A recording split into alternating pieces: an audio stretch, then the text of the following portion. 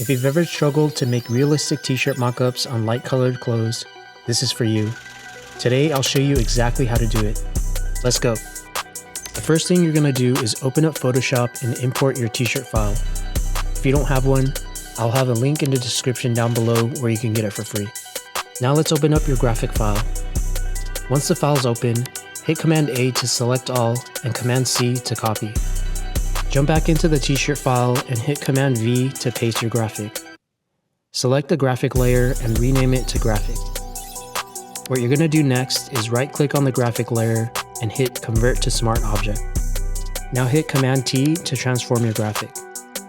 Click and drag on any of the handles on the outer edges of the graphic, and then scale down the image until it fits within the t-shirt. This looks fire. Hit Enter on your keyboard to set the scale.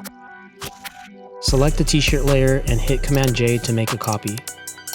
Now go to the Layers panel and hide all the other layers, leaving just the t-shirt copy layer visible. Now let's create a displacement map for the graphic.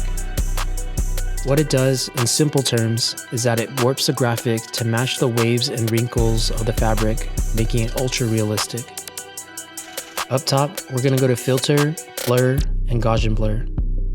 Set the radius to 5 pixels and hit OK. Next, we're going to go to File and save a copy.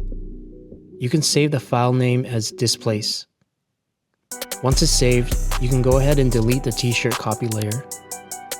Now let's bring back the other layers. We're going to be applying the displacement map onto the graphic layer. Select the graphic layer, go to Filter, Distort, Displace. You can copy my settings here and hit OK. Then open the displace file that we just created. Now the graphic print should match the curves and contours of the t-shirt. This is looking real good. Moving on, make sure the graphic layer is selected. Go to the blending mode dropdown and select multiply, and adjust the opacity to about 80%. Now select the t-shirt layer and hit Command J to make a copy, and move the t-shirt copy layer to the top.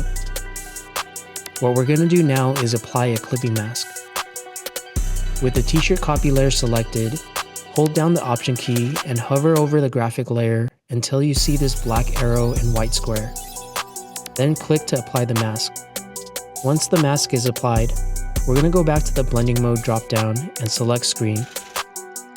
Then go to Image, Adjustments, Levels.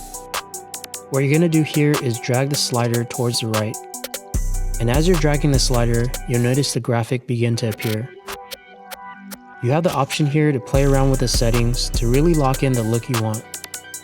Once you're happy with it, hit OK, and boom. That's pretty much it. You can always go back and tweak a few things if you want, but overall, we got the job done. Now you can use the same technique on any clothing piece, but realistic mockups only matter if you're printing on the right blanks.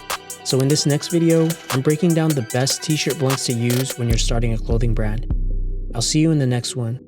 Design beyond boundaries. Peace.